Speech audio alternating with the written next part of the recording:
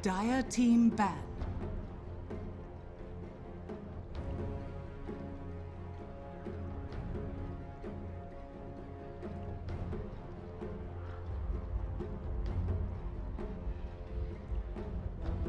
Ten seconds remaining. 5 seconds remaining. Radiant team ban.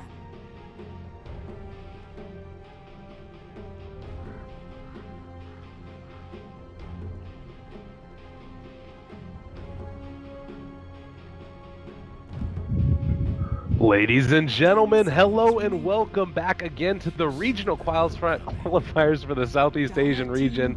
Lyrical Dota here as well as GBcast. Sir, we're moving on. We saw TNC take it in the first series that us two casted together, and now it's WarriorsGaming.Unity facing off against Signature.Trust. There's a wall right here next to us, and literally all we're hearing is LD and Slacks going crazy. It's crazy in here. But it's not just them going crazy, it's them repeating the same word and same phrase over and over again. All we can hear is tarring, tarring, tarring. The ghosts are doing it. The ghosts, the ghosts, the ghosts. Just non-stop. They are going insane. But it's a fun time we're having here. But yeah, we're into the draft. It's WarriorsGaming.Unity versus Signature.Trust. Signature.Trust, one of the dark horses people are saying for the tournament, possibly. They honestly, Trust, I think, are one of the teams with the most to prove just because of their history. You know, they've been around pretty much these players since TI2, and they've never been able to secure themselves, you know, a LAN victory or any big tournament victory or anything like that. They've done well in qualifiers. They've shown in Southeast Asia that they are one of like the top 5 teams consistently for the past, 4 years or so. But they've never had that one big push through to the big events, and it's been unfortunate for them, especially when they've had, players like Lakels who are so skilled, MyPro, as well as ABBA have been around for a long time, and they are very good individual players. But I want to talk about WG.Unity for a while, because these guys, they've been around for a little bit, but recently they have had a storming introduction to the Southeast Asian scene. When they were playing in the qualifiers for ESL Frankfurt, for Manila, for Epicenter, right?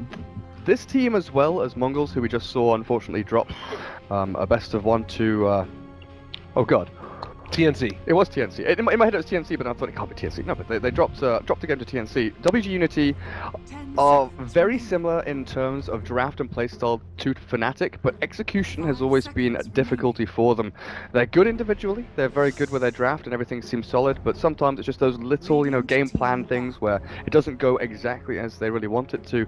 But they are up there with the best of them, and honestly, all it takes is a couple of best of ones to get them rolling, and all of a sudden you see the real strength of this team. Yeah, and for me, one of the ways that you end up having it, and one of the key factors that I remember in a lot of their success was Nana playing in the mid lane, going to be running on the Death Prophet this time around, and this guy's a player. He knows what he's doing. I believe last time they made it into the quarterfinals for the Manila Major qualifiers, if I'm not mistaken, where they were eventually beaten out by either, I think they might have lost to Terran, if I'm not mistaken. It was a while ago, but they felt like they were a team that kind of came out of nowhere, and that was one of the breakouts. And then you said having subsequent success after the Epicenter and after ESL 1 Frankfurt. So I think quarterfinals has always been like where they've got to, and then they meet MVP, and then they meet Fnatic and TNC and things like that. So they've proven they can get past all like the tier 3 and breaking into tier 2 teams, but then going past these tier 2 and tier 1 teams in Southeast Asia has been a little bit of a breaking point for them. Okay. What better place to prove yourself than TI6 qualifiers for Southeast Asia, honestly, against a team that, like you said, has been touted as the dark horses that need something, or have to prove something, have a chip on their shoulder and want to get themselves over to Seattle. Yeah, that's the thing that's kind of interesting too, is that you have this dynamic now where you got the invite that's going to be there, but with potentially 3 spots coming from Southeast Asia, if they're able to make it through the wild cards, you have a chance to show up and really strut your stuff, and hopefully we end up seeing something good from both of these teams. It would be really good to have a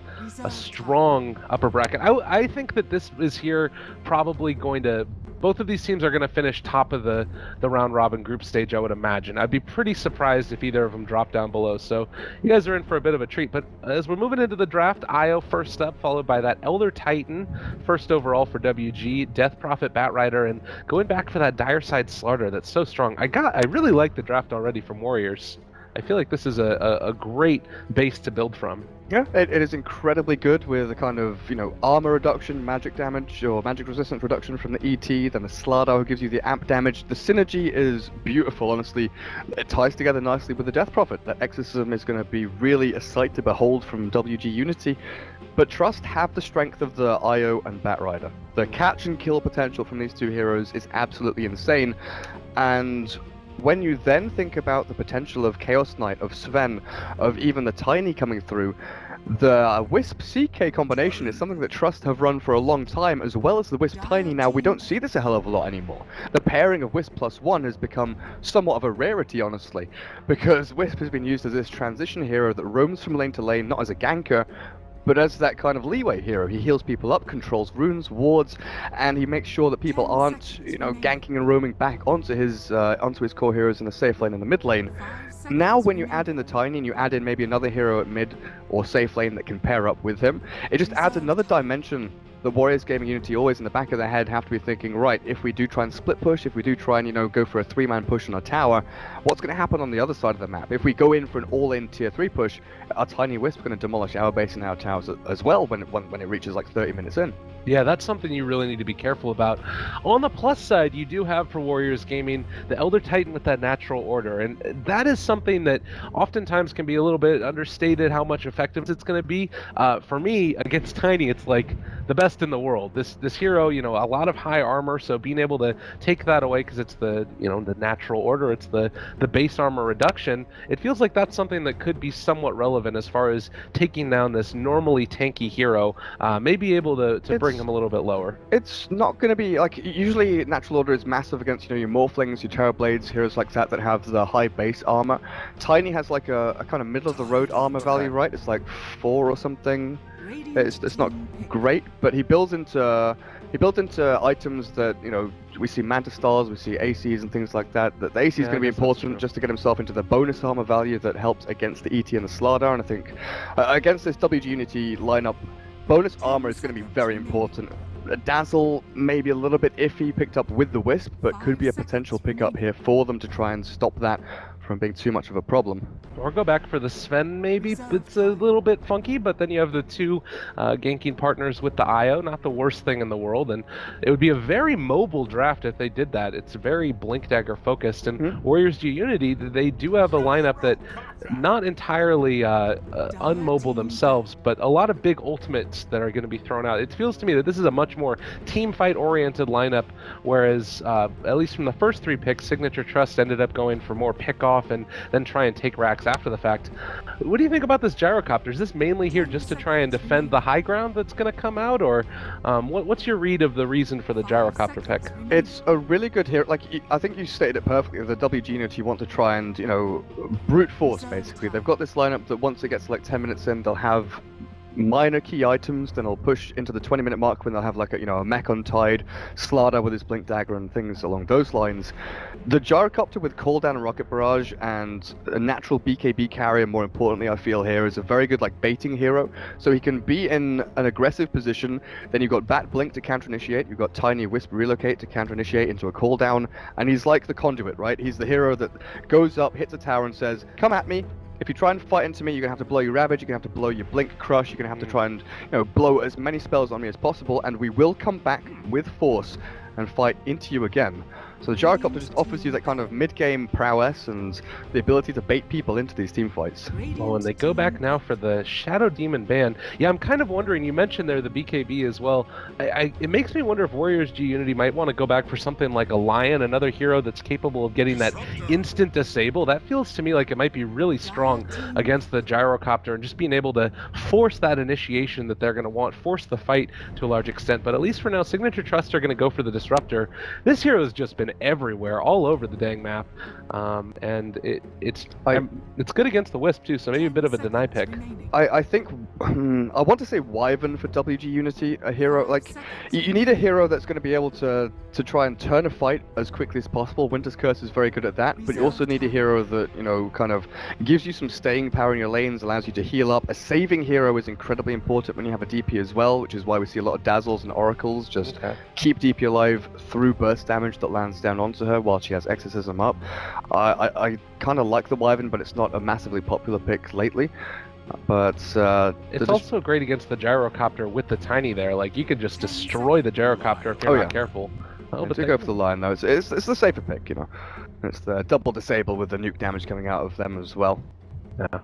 I actually did. I was going to transfer over to your side. I was going to say I like the Wyvern more by the end because he, honestly, I felt like it was going to.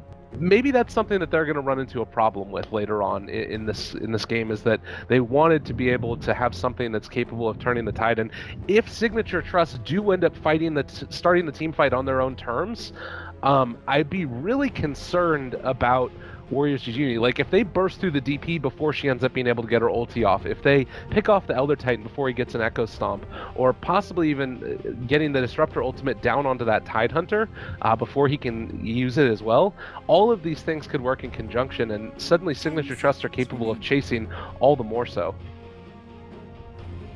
5 seconds remaining. I'm just wondering how these lanes are going to work out for them. Gyro Disruptor is the safe lane, Tiny Wisp mid, Bat Rider off lane.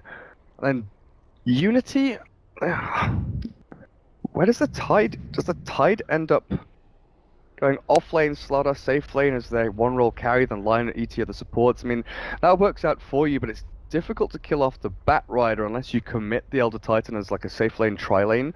Then DP is open and susceptible to just being, harassed out of lane by kind of the Wisp and the Tiny in the initial stages. Right. I think I like Trust lineup in the laning stage, but it's a lot more finicky, right? It's not an easily executable draft to actually go through. While as WG.Unity, they've got brute force, they've got great abilities just to walk up to towers and do the damage that way, while forcing Trust to try and fight into them or split push. They've got to go one or the other. They can't really go middle of the road and do a bit of one and a bit of that.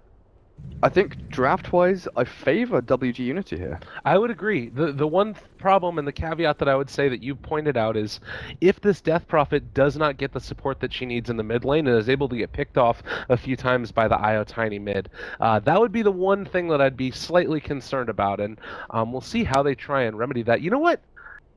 If they wanted to, is there any way that they could run DP safe with Tidehunter mid against the IO Tiny? Is that an idea? When the Tide was picked up, I kind of thought that Tide mid was a possibility, but it's when playing it, so maybe that could just be because Nana wants to play the DP anyways. This is a hero that he does have a sort of affinity with, but it's a possibility. Oh, will there be a courier snipe? No. Team with the most Roche kills, WG.Unity. Yep. Total number of smoke ganks kills by 10 minutes. 3. All right, and player with the highest net worth by 20 minutes, 25 minutes. Ooh. Highest net worth by 25 minutes. I'm going to say Gyro. I would say Gyro, but if we assume that WG.Unity is going to win this game by draft, I'd say Slada. Okay, I can get down with it. That's one of the things with Slada, right, is it's difficult with this hero to balance fighting and farming. One of the greatest players on Slada of this day and age is QO. The ability to, get his armlet, his blink dagger, and not really lose out on farming or fighting. He's always, in the perfect place at the perfect time. Is very good at keeping the traction going there. It's going to be something that this Slada has to pay close attention to. When he's allowed to leave his lane, when he's actually meant to roam and gank and control up this game. This is an interesting smoke. Usually we see the run down towards like bottom lane into the Radiant jungle, but this is going deep into place wards up on the high ground. No, not on the high ground. Does that blocks the camp? Okay, that's why. Well, they are going to be wrapping around now and might spot somebody as they head up towards the high ground. Pings are there, so Signature.Trust realizing that something funky is happening, and as soon as this early ward placement is going to be able to spot out the side of WG.Unity, so maybe going to be able to get an early D ward. And I don't think anybody's going to get caught here. That should be perfectly fine. Lots of pings. Lots of pings. Where did they ward, guys? They warded over here somewhere. Oh, well, trading off those, and as much as we would have loved to see the Tidehunter mid, it is just going to be Nana playing the DP. Spirit Siphon against the Tiny IO, is that a way to stay alive in this? Like, is that something that's going to be okay? Once she hits level 3 and goes for the 2 points of Spirit Siphon, then yes. but at level 1 and 2, the DP stands like no chance whatsoever. Okay. Well, you can see that ET is going to help out for the moment. I guess that's one thing that they can do is stick the Elder Titan here for a little while, make sure that the Death Prophet gets off to a good start, and Bat Rider should get a couple of levels, but maybe they can rotate up the Elder Titan after the fact before things get a little bit too scary in that lane. And this is the trade-off, right? It's why I said they kind of have to run the tri-lane up at top lane to stop the Bat Rider getting so much, because Bat is good at 1v1ing the Lion. You know, the turn rate reduction is super good against the Lion if he's not facing the right way. And Slardar, before level 2, has difficulties closing the gap on the Bat and getting in there with the Crush. But, you know, Bat Rider should just be able to go back, stack a couple of times, get this D-Ward going. Oh, he doesn't have any sentries. Like, they knew that the ward was placed. I guess now they know 100% where it is. Well, I guess one of the other problems, though, is that you have this Disruptor that's playing a super hard support, and Nana maybe going to take some damage here. The Spirit Siphon keeping him alive for the moment. But, yes, as I was saying, it feels like because the IO wanted to go for that early bottle, they didn't end up picking up sentries. A little bit greedy from the supports. Yeah, they do need that bottle regen from Jabs, though, on this mid lane, especially with the Tiny dual lane. And this Wisp is going to have to go back and stack and keep the jungle going as well, not just for the Tiny, but also for the Bat Rider, who has given up on top lane for now. Does go back into full-time jungle. Well, at least for the moment, everything fairly okay. A little bit of scary moments there mid for the DP, but she should be fine. And now hitting that level 3 that you were talking about, as long as there's not that instantaneous burst, I don't expect to see her getting taken out anytime soon. It's just going to be tossing around a couple creeps for the fun of it, though. I mean, that's the thing, right? If they can get the Avalanche into toss combo onto the DP, if the positioning is off by, you know, 50 range, 100 range, or 100 units, then DP is in a really tough spot there, especially if you rotate even the Disruptor in. The Thunderstrike does a lot of damage at level 1 even. Well, both offlaners now retreating to their jungle. Ren does not have the Iron Talon up for himself, so it's just going to have to sit there with the Anchor Smash and... Oh man, Bat Rider stacking up the camps already. This should be a nice little boon for him and might be able to even head back to lane after the fact. Avalanche forward, Nana maybe in some trouble. Spirit Siphon trying to keep him alive, but there's going to be the Stomp follow-up. Yeah. Like I said, it's a level 3 DP. You got as soon as she reaches level 3, you can't do that. It's just not happening. But what they have done is they're burning through regen, they're burning through mana and charges of the Spirit Siphon. So now the second cycle will come in the next, 10, 15 seconds or something when my pro goes in with the Avalanche, but no mana for the toss.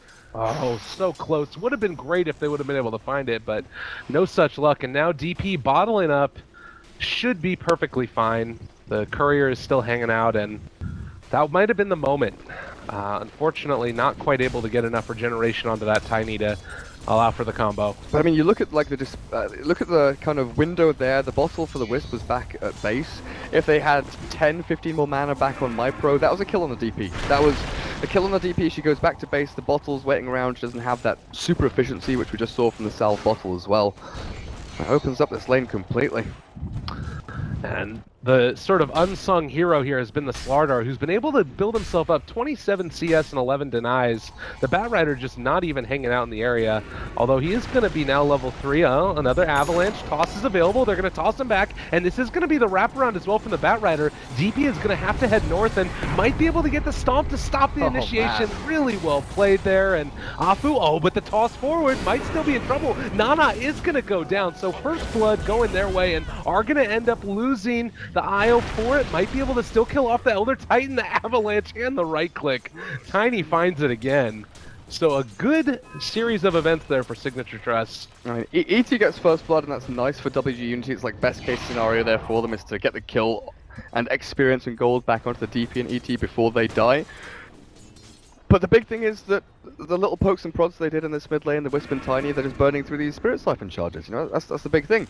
DP can stay alive, sure, if Spirit Siphon is off cooldown. But when it's not, you can't play hyper aggressively like that. You can't be anywhere in vision, you can't get tossed back. It's just insane how much, you know, repositioning this Tiny does have available to him, and damage output now back onto the DP again for like the 4th or 5th time in the past 2 minutes. Yeah, this is a very difficult lane, and again, we've talked about the strength of this WG.Unity squad, and oftentimes playing around the mid lane hero player Nana, who's just been so good, but when you end up having the Batrider off lane rotate into your lane at the 5-minute mark, it's not something you would love to see happen. The Batrider is going to be getting a lot of farm. He's already halfway to his Blink Dagger if that's the route he wants to go. Oh, another stack for him. I mean, he's most certainly going for the Blink Rush. Usually, if you don't, you go for like Tranquils, you go for the Bracer and Drums and things along those lines. Aber saving up all this money is like, yep, Blink Dagger's on its way. But the hero that I want to kind of look at and talk about a little bit is Arjit over on the Slardar. He's gone for Treads after Quelling Blade. Not the usual build we see from safe lane Slardar, which is like Brown Boots, Armlet, then Treads and Blink Dagger along those lines. It's kind of the common one to go for. The Treads here is just going to allow him to kind of stay on lane, extend his laning phase a little bit longer.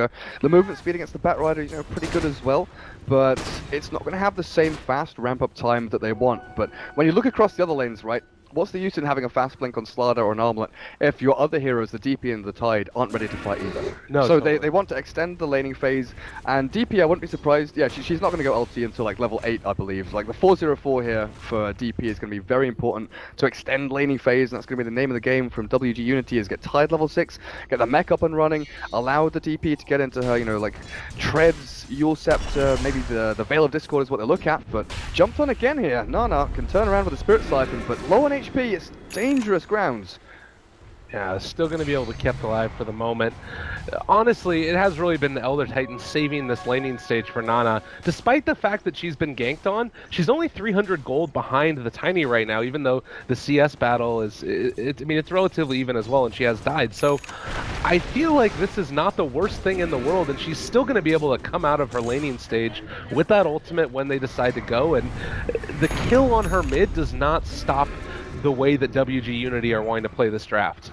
Oh no, like I said at the end of the draft, once it gets to 10 minutes, the 5-man will start. Once it gets to 15 minutes, the 5-man will continue. And once it gets to 20 minutes, you know what's going to happen, Lyrical? The 5-man is going to go and take tier 1s, tier 2s, and Roshans, if Trust allow them to. Well, and this is so different from the previous game where we saw the Huskar 5-man Dota with the Death Prophet, because that was a draft that was never going to be able to win past the 25-minute mark. I feel like right here, WG.Unity, this is a draft that's still going to work well into the later stages of the game. Nana maybe going to be tossed back. They are going to be able to find it there, and is going to be able to get a pretty nice wand charge, still alive for the moment. Spirit Siphon is a pretty good spell as well, and they're actually going to be able to turn this now. Avalanche is going to find that kill. Looks like they're not quite going to be able to find the Tiny. A big old Tiny ultimate, Gyro ultimate is going to go through the Ravage. Not enough damage. Signature.Trust are starting to do it. Can they kill off the Slardar? Already 4 are going to go down. The only one left alive is the Elder Titan, and he's going to walk back in. Is he going to really try and go for that? No, no way. I mean, what did we say about Gyro ulti? Pretty good against 5-man lineups, dude. They bait him in. Honestly, you know, the Gyro is a good hero at baiting people in and throwing the cooldown when they've got Relocate and Batrider Blink and all that, but if you're baiting people in with a Tiny, healing him up through stick charges and tether and keeping this fight flowing through, WG.Unity thought they were going to be able to get this with a great Ravage, with a great rotation from Slardar. The Spirit Siphon allowed the DP to continue fighting through it as well. It's just that burst heal from the Wisp that allowed Tiny to survive. The Crush wasn't fast enough. There wasn't enough nuke burst damage. The Ravage didn't land onto him either. And then they just keep, you know, turning the fight over and over again. Signature.Trust just proving that this 5-man lineup from WG.Unity still has a way to go before it comes to fruition. You know, there's still a bit of time. It's a budding little flower. It hasn't blossomed just yet. They do still need these little items to stack them up and get themselves back into this. The Armlet and Slardar is a key one. The DP still needs the Treads and the Veil. So it was more of a reactive 5-man versus 5-man mid than anything else. Something WG.Unity felt they needed to do. Whereas Trust, lasso onto the mid onto the DP, and with a damage output from the Gyro, look at that! Even relocating the Tiny and the Wisp. Courier not going to die as it flies over the trees.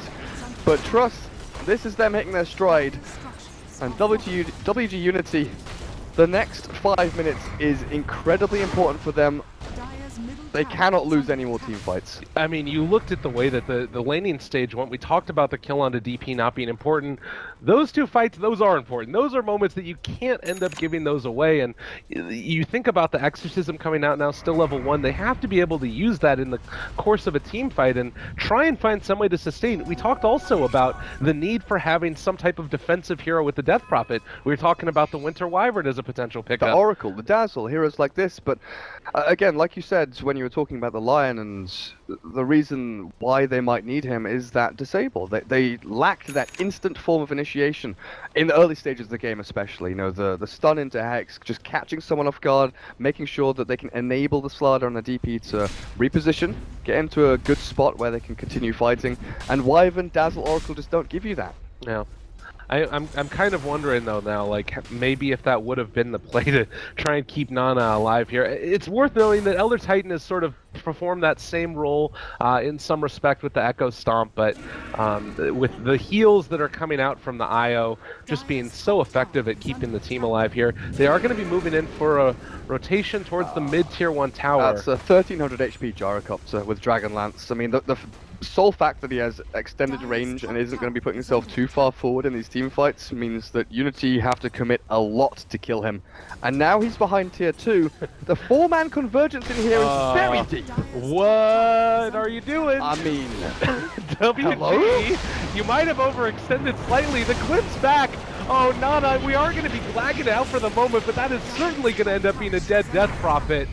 They can catch more as well here. Oh no, this was not the way it was meant to be. On the bottom side of the fight, they're going to be able to pull back for the moment. The Earth Spike onto 2, Nice keeping crush. them alive for the moment. I'm not sure it's going to be enough though. Flame Break going to be able to kill off Zaki. There's no blink on Slardar, but it's a toss.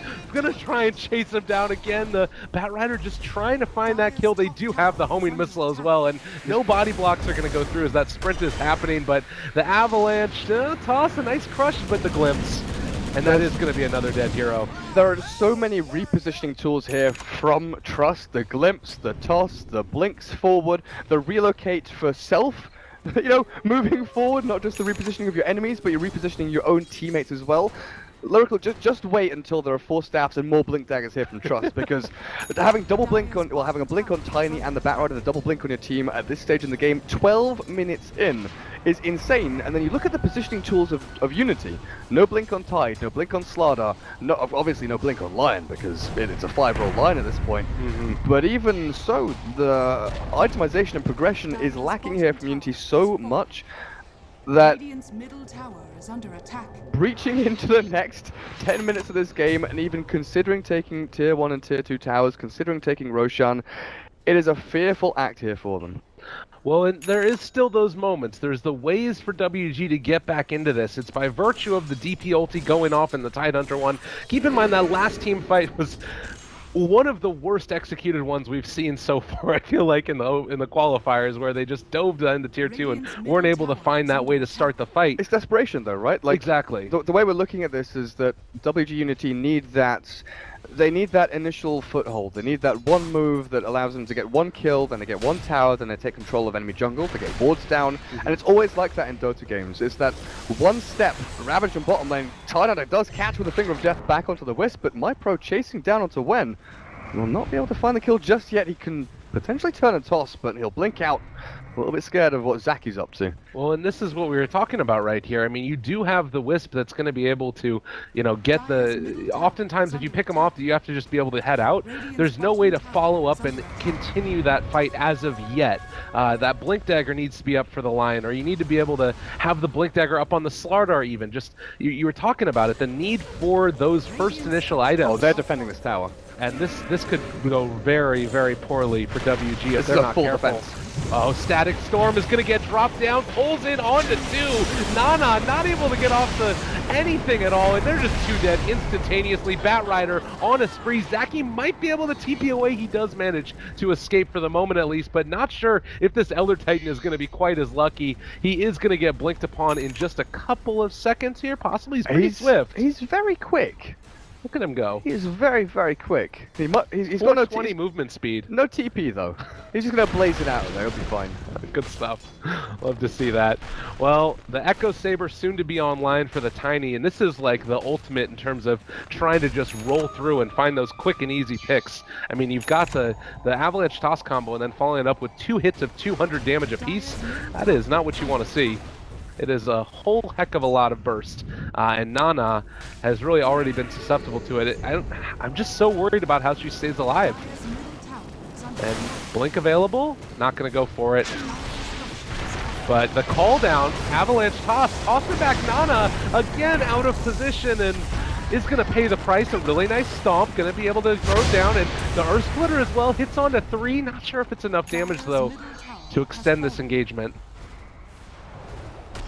I'm struggling, Lyrical. I'm struggling to think of an out for Unity. You can be as optimistic as you want. You can keep on smiling, dude. You've got a big old smile on that face, but I'm like hand in heads, head in hands, hand in heads. I don't even know what words mean anymore. That's how difficult it is for me to think of a way for Unity to come back into this game, because Trust have such a stranglehold on this. It's not even like, you know, the usual stranglehold games is, you know, map control. They're pushing all tier 3s. They've got enemy jungle taken over. Unity, they have space to farm. They're just not farming. That is I'm not even kidding. That is the literal reason they're losing this game, is because they are not farming. They're not optimally progressing in items. They're not optimally farming. Slardar has armlet treads, doesn't have a blink dagger yet, 16 minutes in. This is one of the reasons why I said, you know, QO does an exceptional job on his heroes, because he knows when to fight and when to farm. Sure, maybe sometimes you feel forced into these positions where it's like, right, we have Tide Ravage, now we have Tide Mech. This is a good time to go and fight. Well, they might be able to kill him off. The Finger of Death coming in, but the relocate away, tossing him up in the air one time again, just for funsies. And I do believe that that's going to be a dead IO in just a second, but the TP to the top lane. He's going to try TP. No, he's not. No, not quite there. Jabs is going to lose his life, but that could have been the Tiny, so well played. I thought he tried the, you know, sneaky little TP during relocate back trick, but Jabs didn't give it a go. The EGM special. It's beautiful. It's difficult to do though. It's like frame perfect. BK. Oh, jeez. Okay. Yeah, that's a thing. That's a thing that's going to make this game very difficult. If I was on the dire side and I saw a gyro with Dragonlance, Phase, Aquila, BKB, Wand, TP Scroll at 17 minutes. Yeah.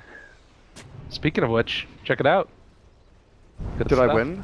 I think we won. I think we won all of them. Nice little hex there onto my pro. And you know why? Because we're analysts. That's why. Dude, for sure. We did it. It's good stuff. Well, at least for the moment, almost able to find that kill there. Lion's still alive, so they're dodging the fights. I think they realize right now that they can't take these little skirmishes. If they take little fights and have to pop a Ravage or, you know, have to pop a DP ulti to find a kill, it's just not going to work out. So they have to wait for that big engagement and just try and farm out those items like you were talking about.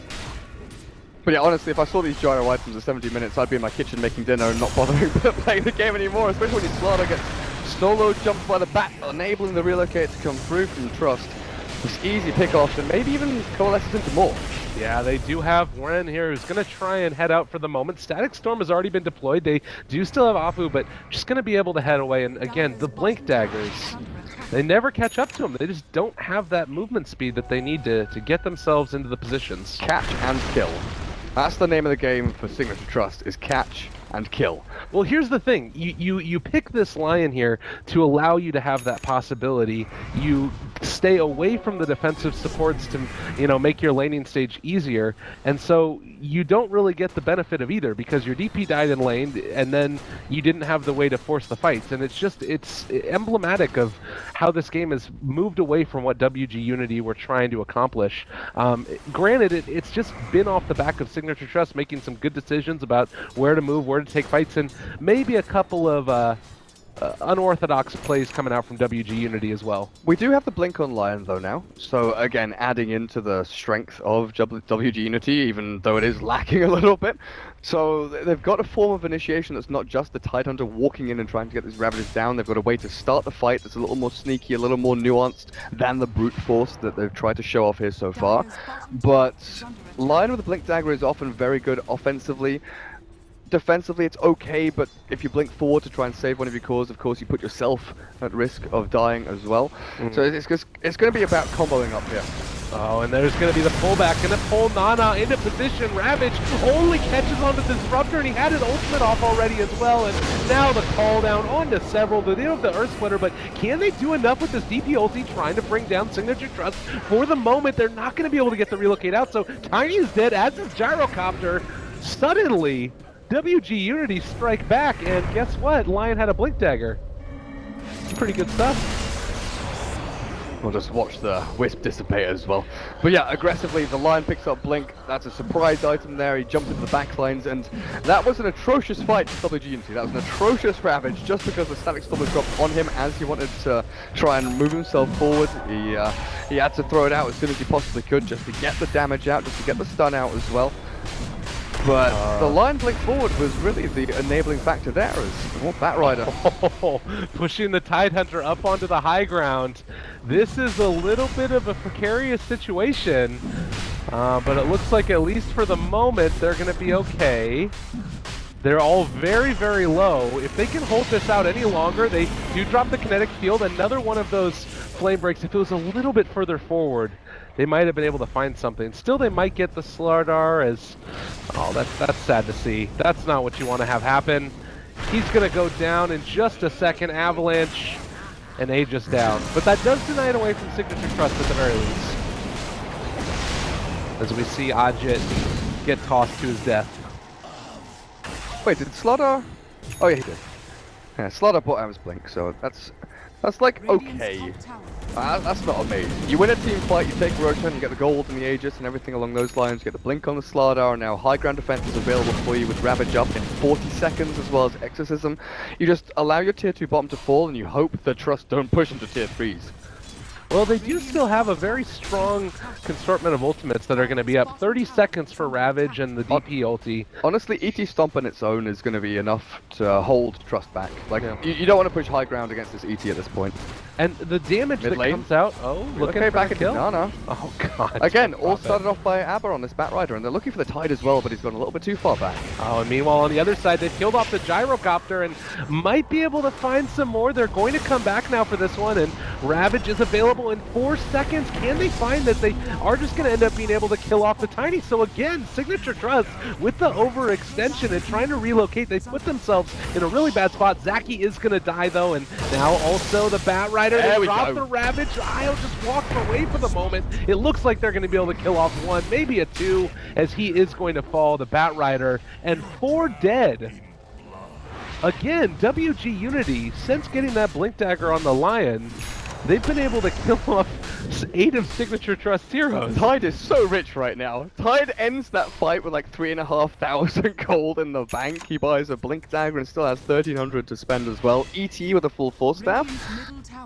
Trust were running away with this game, had run away with this game, and looked like they had won the game. But that one fight at bottom with the Blink reveal, the debut of that initiation tool from Lion, really caught them off guard. The follow through into the Roshan take, the Aegis take, and now Trust breaking high ground and continuing this game is not as easy at this moment in time. So the game plan now has gone from short burst and finish the game ASAP because we have this, pretty juicy lead, honestly, in terms of net worth and gold. It was up to 7,500 experience as well as about 8,000 net worth lead that Trust had at one point.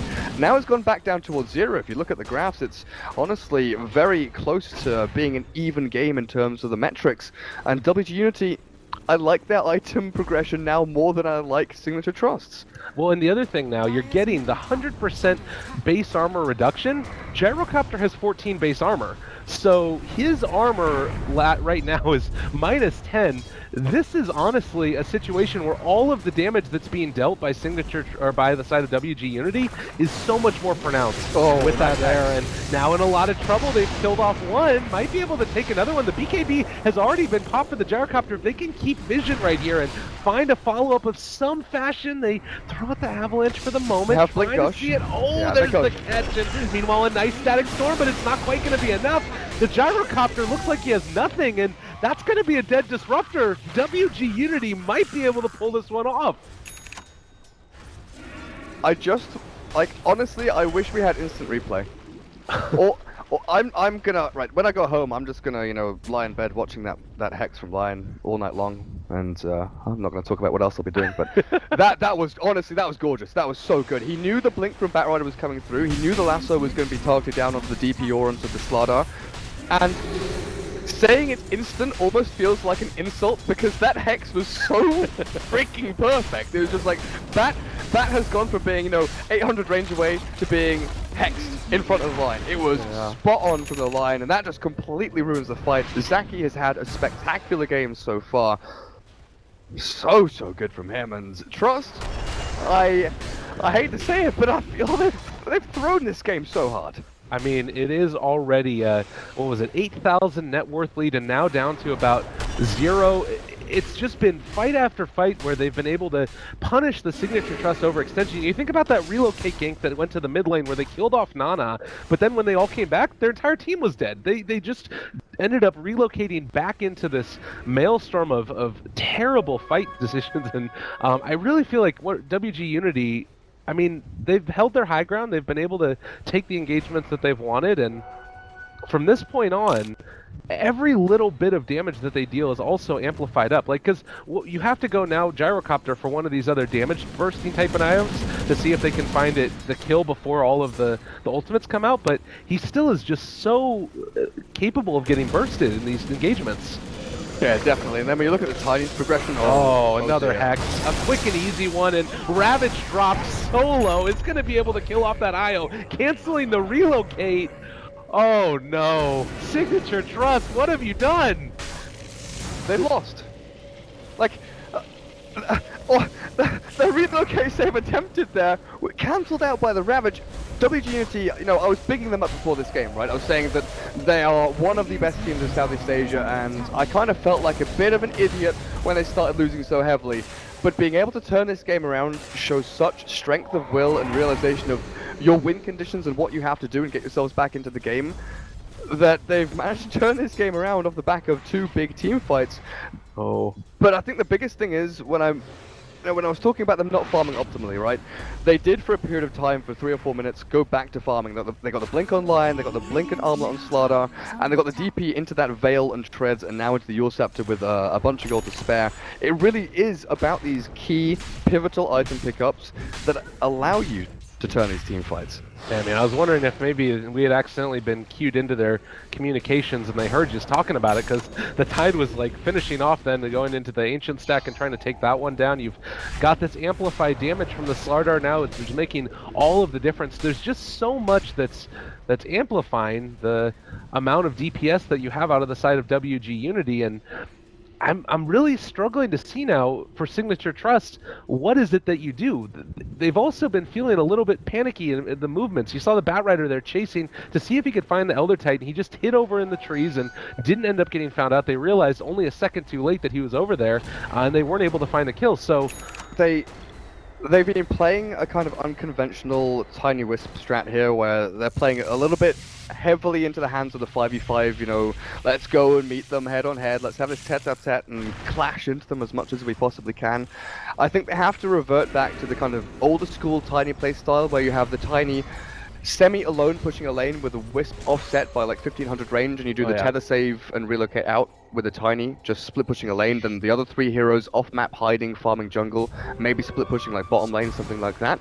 Reverting to that is going to be a lot safer than having these 5v5 clashes, but it looks like they're going to do that with a Gyro rather than the Tiny, and then have the Tiny part of the 3-man makeup. Oh, well, they do realize that somebody is over here, for the moment at least. A bunch of WG.Unity is in the area. They're moving along this top lane, trying to see if they can find some type of initiation. There's the pullback, but Tidehunter is going to be the area as well. He does have a Blink Dagger. Everybody from the side of WG is moving in, and they're baiting this out expertly. I think that they might be able to find it. Jump in, Ravage there, catching on to 3, and now all of the damage is going to start to come out, bringing on down that IO. No relocate saves for you, and now suddenly, in a lot of trouble, the Gyrocopter does go down. Another one going their way. So they trade the IO Tiny for the Slardar. Meanwhile, though, Tiny doing what he does best, trying to break down this tier 3 tower. Time for Fallout Boy to write a hit single theme tune for Death Prophet at this point, because the Ghostbusters are required. Nana nearly has the full Octarine core done, as well as Abba's just trying to skirt his way through the little trees over here to the west, but it is tough times ahead for them. It's Tiny trying to split push bottom a little bit, has Aghanim's done if he wants it, but the glimpse back, Boombell. What happened with that one? He glimpsed when the Death Prophet was in the same spot, I guess. I don't know, a little bit odd. But yeah, they do have now. It feels a little bit panicky from Signature.Trust. This is a matchup and a group stage where every single win matters. You want to make it into that upper bracket. You want to make it into the upper stages, and I'm very concerned right now that they've kind of put themselves in a bit of a scary spot. Again, WG have by no means won this game yet, but the momentum has very heavily shifted. You take a look, in the past 15 minutes roughly, it's been a switch of around, what is that, 15,000 net worth almost? It's like 13, 14 grand, yeah. It's, wait, what, are you looking at net worth? Yeah, it's like 13, 14,000. Experience is a little more insane. It's like a 18, 19,000 almost, heading towards that region in terms of experiences. Now it's Unity taking map control, but Batrider doesn't want this to happen. Zaki is the pick-off as my pro. Oh, so BKB popped out from him. The rest of the team is zoning out Unity as well at the same time, but it's a solo Lion that's taken out of the game, and that's it for 2 BKB charges, a relocate and a lasso from Trust, and Unity are just going to be like, right, whatever, we'll take that trade any day of the week. And they're going to try and push out these lanes, maybe make some type of a movement to see if they can to take an engagement on their terms and make something of this, but I don't know if they're going to be able to take a tier 3 tower off the back of this. Maybe Roche? It's a possibility, but Lion's going to be back up soon, and I don't know. I do, like you said, worry about these BKB charges starting to wear low. Gyrocopters is 5 seconds already at the 31-minute mark, and in the meantime, you're just going to see WG move right now into the Roche pit, and I don't know. I feel like the lineup of Signature.Trust is so much, the strong part of it is being able to pick off that single hero. If you do have the Aegis on him, it doesn't matter anymore. And the BKB, and the Shivers Guard on the Tidehunter, and Nana has Octarine Core done. It is looking good for Unity. Well, Trust, what's that? Is the Aghanims finally finished for the Tiny? No? Oh no, he went for the BKB, of course he did. He just got the point booster and then went BKB. Obviously necessary here for him up against this Unity lineup with so many disables and stuns and ways of kiting the Tiny. He has struggled a fair amount, but this might be another one of these little power spikes out. The Batrider with a BKB on top of his Blink Force Staff now enables him to jump in, catch a target, and not get hexed and stunned up by Zaki on the Lion, who has been absolutely on point so far this game. Black Elves though. Oh, this could be big. If they're capable of finding it, they realize that there's somebody up here and looking for the blink now. Gonna be able to pop the BKB, so fine for the moment, but it's only 5 seconds, and that might be a signal for them to push. No BKB for 45 seconds. This is at least going to be a tier 2 tower if they decide to pressure it, or maybe even just going to go mid.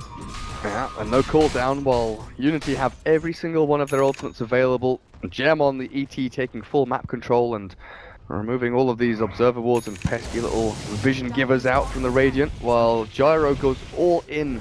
No buyback for him. He buys the MKB and they relocate down to bottom lane. This is a trade-off that they kind of have to take, right? Because they cannot physically fight into WG. So just go for the tier 3 for tier 3. You do have the Elder Titan here who's going to try and mess with it. He knew the whole time that he was going to have to be able to sort of start to mess around with them, and now going to be able to potentially even block the TPs if they wanted to go for it. Still in the base, they throw out the Static Storm, and that's going to be able to keep him controlled for the moment. A lot of damage going against the side of WG.Unity, trying to pull Nana back. They are going to be able to possibly find this kill. No, going to end up losing the Disruptor instead. It's such a strong spell, and meanwhile the Ravage goes out. Spirit catch right there. Signature.Trust again, not quite enough damage as of yet. Nana so tanky right there, trying to find the kill. Is going to be able to do it. Oh lordy! What do you do against this hero? DP drops to like 100 HP, gets helped out by the Ravage, the mech, the heal coming through from Spirit Siphon and Spirit Siphon and Spirit Siphon. Unfortunately, Slardar does die, but in the end, what's the trade lyrical? It's a bunch of heroes dying from Trust, a couple of trade outs from Unity, but it's a full lane of racks mid. Only the tier 3 drops down a bottom lane. And this is slipping And a buyback from the Tiny. very quickly out of control. Oh, good decision making there right now from Afu. Saw that the relocate was coming towards mid and instead goes to the right. Is going to be able to live through that one. And the bots on him also made sure that they were able to get their buddies out of the way. And he is very, very quick right now. 435 movement speed. But yeah, it's really feeling like WG clawed their way back into this game. There was this moment where it was able to potentially just win the game for Signature.Trust and not executing perfectly effectively. It's just been an incredible display from WG.Unity. They have done very well to come back into this. I mean, they've got these two supports who are abnormally farmed. Both ET and Lion are sitting on 8,400 net worth at this point, while Disruptor, you know, he's the hard 5, sure, you're kind of expecting him around 3k, but Wisp at this point in the game, with the Tiny and the Gyrocopter, really, he's got to try and enable them as much as he can. Arcane's mech is good, but it's just not up to par, and when you have one of these lineups, it has to go one way or the other. Either the Wisp gets a good amount of farm and his items progress kind of, you know, in sync with the Tiny and the Gyrocopter, or the Tiny and Gyrocopter just, you know, race ahead of their opponents and you have this massive bridge to kind of walk over for your opponents, but neither of these happened, and it's really created this disparate map situation for Trust to try and get themselves through. This is a very big moment right now. They are smoked up, but they placed the observer ward off to the side. They were going to ping out that the Bat Rider's in the area looking for a pick and are going to be able to catch on to Zaki, so he is going to fall. Can they find anything else off the back of this? One very important play. Now not going to be glimpsed back, so no death profit in this fight. Tidehunter has Ravage in 5 seconds time. I do wonder, with the BKB down on the Tiny and a 5-second BKB on the Gyrocopter, whether this is actually something that Trust will commit to. Honestly, it is still very scary because DP is racing herself across this map. They'll look for a couple of chip hits back onto the melee racks, but you cannot just stick around up on the high ground. You know, your tier 4s are being marauded by creeps. There's catapults in your base, there's range creeps everywhere, and like L's BKB TP's out, the retreat is full here from Trust as that TP should not complete from Wisp and does get swiped down. Oh, the Ravage got pump faked there by the Tidehunter. Thought about going for it, but did not end up popping in. That bait's just another one of those BKB charges. So Signature.Trust, again, it just, I feel like at some point they have to go for one of these plays that are just an all-in into the enemy base, but not wanting to fully commit to it. And I guess that they do always have the IO relocate go in for the back door on the tier 3s, but that requires all these tier 2s and the rest of the lanes to be pushing in for that to be really effective. I wonder what the reasoning is why they haven't gone for the conventional Tiny kind of play that I was mentioning earlier, where the Tiny pushes a lane, they have the Wisp to relocate, save him out. Because that's usually what you do in these situations. You know, Tiny Wisp are very good at kind of, you know, battering away at a base and just clearing out waves and forcing the opponents to address what you're doing. But WG.Unity have never had that pressure. There's never been a Tiny like, hey, I'm hitting your buildings, guys, come back and CP. It's always been, hey, the entire team is here, just come and fight us head on. And that's something that Unity have excelled at. Alright, well, they're going to pull Nana back now. They pop BKBs all over. Ravage actually only going to hit onto 2 because of the BKBs and lift it up for the moment. US Scepter keeping her alive. Nana still barely going to end up being dropped, and it does look like this might have been a bit of an overextension for WG.Unity. Relocate forward. Slardar just toggling his little heart out, but not going to be able to escape, and 4 are dead. Just like that. Alright, so good catch from the Bat Rider there. The BKB is available for the DP, but it's the jump in from the Bat Rider that just allows Trust to drag the DP back in and kind of force WG.Unity to, you know, commit all in for that team fight, because if you don't, DP dies, and likely Trust have all of this chasing potential just to keep the fight flowing and, you know, pick off one after the other, turn the 1 kill into 2, into 3, into maybe even 4 or 5. But they still have to get themselves across the map, right? That fight took place at their tier 3. So they've still got like 10,000 range. They're going to go all the way down this bottom lane to walk themselves towards the racks down at bottom. And in the meantime, you know, Unity's respawning. They've still got 15 seconds left on the Wisp, on the Lion and the Tide. Slardar, I don't think he buys back here, but there is a glyph available to try and buy them a little more time. Yeah, and the scary thing though is that you do have that Aghanim Scepter now up for the Tiny, and if they do end up losing this lane of barracks, it becomes all the more difficult for them to get their movement across the map from the side of WG. It's so hard to commit though. Yeah. Just look at this. Elder Titan throws the Spirit forward. The Stomp actually could catch a couple. They do have Bat Rider Lasso available if they want to go for this, waiting for their opportunity. Zaki going to be able to catch there onto the IO, but BKB popped again, a lot of damage out, and bo1 is going to end up going down. They popped the pressure now and is going to be able to get a secondary Lasso. Pulling back in, Nana hasn't popped the ultimate yet, finally does get it so late in the fight, but it might still be enough. Can they kill him off? That is going to end up being the relocate away, but didn't bring back really not many people of consequence, just the Bat Rider. So Tiny and Bat Rider, or Tiny and Gyrocopter dead. You can see the ebb and flow of the fight, right? Trust doing well, then the BKBs come out, Trust do very well, Unity flick the switch and say, right, we've got our BKBs as well. They start pushing forward again, but as soon as Trust lose their BKB timings, the Spirit Siphon does so much damage back onto them that they cannot continue this fight. Exorcism gets popped like 3 seconds before the fight even ends. It's not a massively optimal one, but it just allows this Unity side to keep their racks alive. Look at the Slardar damage in this engagement, 3,500 through the course of that, just incredibly impressive. The fight could have almost been like a full sweep. Slardar had a great move. He blinked onto the Disruptor and he got like 2 bashes in over 4 or 5 hits. He very nearly killed Disruptor before Static Storm dropped. If that Static Storm didn't land on 3 or 4 heroes, that's just like a clean sweep. All of Trust die within 3 or 4 seconds. bo1, lands Static Storm, it's all good, it looks nice, but if they don't have the damage output to kill anyone on Unity, then the control factor is pretty much meaningless. Well, and this is something that I feel like is such a problem with the hero Gyrocopter. You have this great early start, and you think about the way that these engagement went, and he was able to get the big cooldowns, found kills in the mid lane that almost ultra kill at the 5-minute mark or however early it was. But then after the fact, you talked about the need to try and go for the split push with Tiny. They were almost being able to break the high ground, and then they all just grouped up and went down the bottom lane. Like, imagine how that would have gone if instead you had the IO and the Tiny along the top lane pushing that one out instead.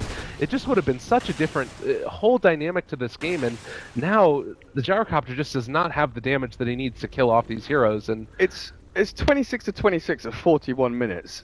I just want to look at the graphs because these are honestly insane. It's like throw after throw, honestly. Trust, they lost a lot of their foothold in this game. Unity kind of brought it back a little bit, but in the end it's about who has the greater chance to go and end it and take that throne. And at this point, WG.Unity kind of have the 75-80% edge. They've got a much stronger way of breaking high ground. DP can go and stand up on the ramp, and they've got ways of saving her, initiating and counter initiating. But Trust, Tiny Wisp can never be counted out. Yeah, it is always that 15% chance, 20% chance. If Unity cock up, if they don't hedge their bets and say, right, we can TP back and defend, if they don't get the advantageous trades, they can lose a full lane of racks. But look at this, top lane is on a tier 2. That tower is still standing, and that is vitally important here for Unity because they are committing for tier 3 and racks down the bottom lane.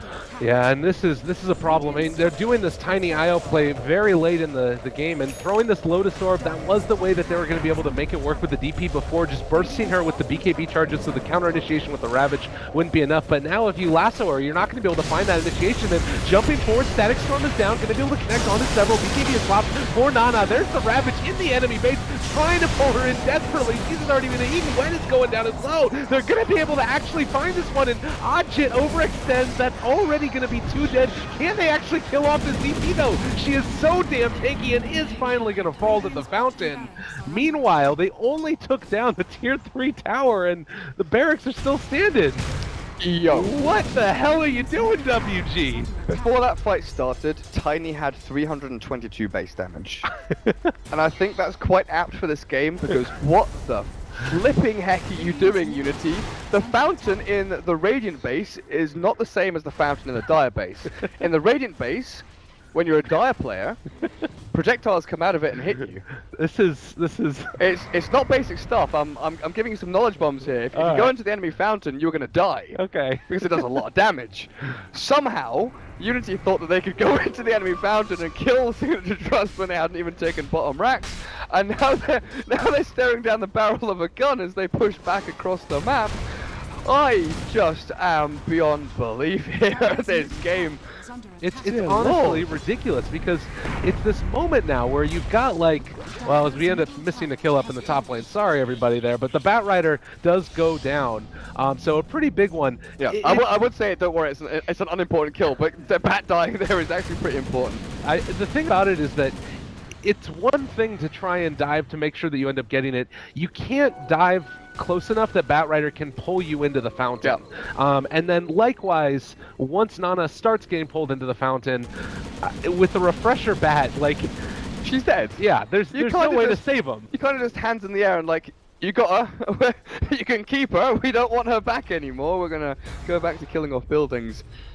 Well, so it goes. I mean, wild ride indeed. This is the roller coaster. That's the thing though, right? Like, if you look, I want to go look back at that fight, because it felt less like one dive and more like 3 dives in a row. Like, yeah. The Slaughter goes in, the DP follows, and the Tide follows. It's like one hero diving after the other, and it's just this save your buddy syndrome, as AC used to call it, or maybe still does call it, where you kind of feel tied into this situation where you cannot lose one, so you have to try and save that one, then you lose 2 and you lose 3 as the domino effect kind of kicks in. But I still feel that WG.Unity, their ultimates are all back up again.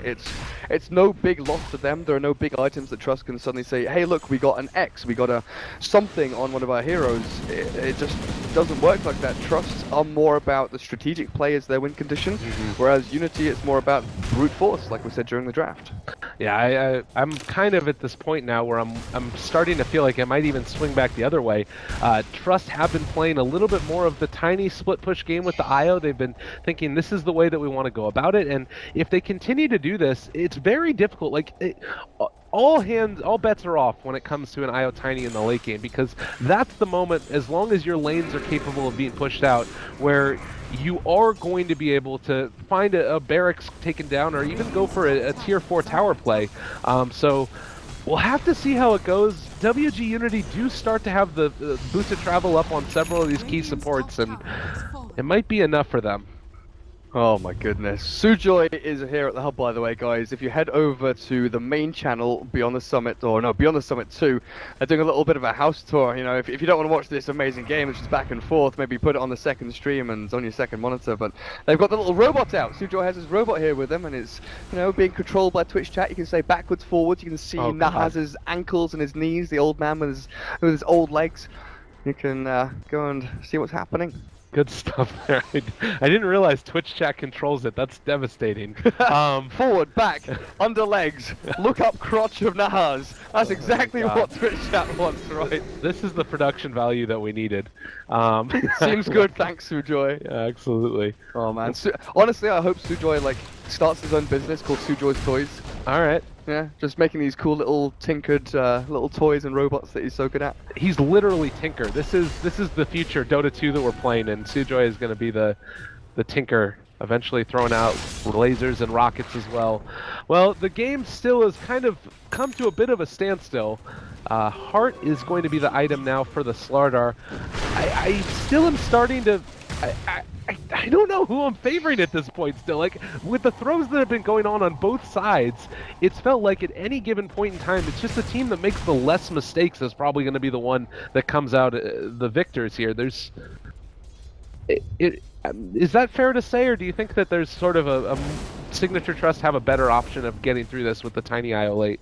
I'm going to adjust my previous percentages. I felt it was 75-25 Unity favored. I think it's now 60-40. Okay. But I do think you're right that the team that makes fewer mistakes is in the next team fight and the next 2 team fights are the ones that are gonna increase their chance quite significantly and get themselves closer to that real 100% winning ratio. But I still favor Unity in the fact that it's, from draft to this point and until the end of the game, their lineup is so much easier to execute. They pop the death probability. They initiate in with the line of the Slardar, and then they've got the backup plan of the Tide Ravage and this Earth Splitter with Stomp from the Elder Titan. Right. That Trust have to really play that, they've got to do the dance of death. they've got to do this little samba and try and shimmy themselves around the WG.Unity initiations, and honestly rely heavily on ABBA to get that perfect blink lasso with a BKB refresh in for the second lasso onto the DP. DP is like prime target, which is why she's got a Lincoln Sphere now, and they have a Lotus Orb on Unity. Everything is all in on saving DP. Yeah, and that's the real play here, and it's the way that they're going to end up being able to win it if they do. Gyrocopter's items are a little bit of an odd state of affairs, I've got to say. It feels like it's just this medley of whatever it is that he happens to need now. He was top of the net worth before, but now is sitting there with BKB, MKB, Dragonlance, a casual quarterstaff, and a Morbid Mask. So I don't know if he's just sort of holding this 5,200 gold for some reason, but what's your thought here about where he's going to go with this? I mean, it's Butterfly, but he wants buyback. I'm not sure why he's not buying his Eagle Song, because there's no like natural MKB buys over on the Dire side, so it's not as though, hey, I don't want to buy the full Butterfly and then someone insta buys an MKB. Because quite often you'll see from professional players, they'll buy the Quarterstaff or the Talisman, and it's not a full bait, it's like a semi-bait. They buy that and they don't buy the full Butterfly just to see what the reaction is from the enemy team. You spend the 1800, someone buys the full MKB and it's like, right, I won't go the full hog and buy the full Butterfly, I'll just wait things out and go for a different item this time. Right. But this way around... I guess the other thing that's nice about it too is that because of that natural order, he's not going to end up getting the reduced armor coming out from the whatchamacallit, natural order. I don't know if that's worth it or not, because he doesn't get extra agility. Like, is that a thing? Wait, from what? So if you've got the Elder Titan natural order going, and you have your base armor reduced further because you have a Butterfly, is that something that's relevant at all, or would that be a reason not to get the Eagle Song? It's... No, Okay, no. Alright, good. You can leave it at that. You'll still be fine. Right. I mean, it's more about just having, like, Flutter is great against this mobile lineup of WG.Unity, but it's also like just not getting hit by Slardar is pretty important. Okay. I gotcha. I meant it more as in, like, for a reason not to get the Eagle Song right now, but... anyways, we're moving in. I just meant that, like, he's got the gold and he's got, enough safety net with buyback available as well that just putting it on the courier, right? Yeah. Is a good option for him. Well... As for now, it looks like the movement is going to be going into the Roche pit, and they're going to try and contest this for the moment. Nana thinking about popping that ultimate Ravage, not going to hit onto anybody, and that's going to end up being the relocate refresher now from Nana. They are going to be able to get a secondary lasso, possibly. We've got a little bit of Kale. Please don't do this to me. I want to cast a team fight. What are you doing? Disconnect in 21 seconds. It's going to be over by then. All right, and we're coming back into it now, and it looks like Gyrocopter as well as the Disruptor have already gone down. So somehow WG end up being able to win that one. They're going to pull back in Jobs. He's going to fall. And so 3 dead, and this might be the moment where WG.Unity go in for the final push. They could, but without Exorcism, it's still a little bit scary. Like, the safest play is just to go back and push side lanes. You just go push bottom lane, take Roshan and finish that one up, get Aegis and Cheese, and by then, Exorcism is back up in a minute's time. It's going to be all fine and dandy for you. I'm not entirely sure, of course, what happened in the team fight, so I can't really say the key pivotal move in that one was, but I'm just going to say that Exorcism is an amazing spell. As is Spirit Siphon. And Nana uses BKB. Like, that's the big thing. Like, double lasso onto a DP and you don't even find that burst damage down onto her. Yeah. That's pretty absurd. As long as you get that Exorcism off, you're going to be pretty solid. And the fact that they whiffed the Ravage completely, that like literally hit nobody, Tiny was able to blink away, that to me is like very defining of where the state of the game is. 24 seconds before this Exorcism is going to be back up and online. And it feels like now is the time. They can just go in for this one if they want. No Ravage. Well, no, they actually do have the Ravage. Use the Refresher. It does have Cheese also now on the Tidehunter. I wonder if Lakells just buys like Daedalus or something. He's got 5,000 gold and he's not spending any of it. Yeah, I don't understand this. Unless he buys like a Blood Sword with a Quarterstaff or something. Maybe he's saving in case he has to go Rapier. That could be the other thing. You're right, actually. Maybe they feel they're in such a position that Rapier's the only way. Well, it does look like with the glyph popped now, it's again a little bit of lag. Oh, I'm getting a little bit upset here. Don't do it to me, Dota 2. I want to see this team fight in its full glory, but the melee barracks taken, they're just going to back out now. And a simple chip away at it. Exorcism will return as well, and there's lots of farm up at top to be had. for this Dire team. The most important thing is to just keep these lanes pushed out, because then there's no opportunity for Tiny Wisp to relocate onto any racks.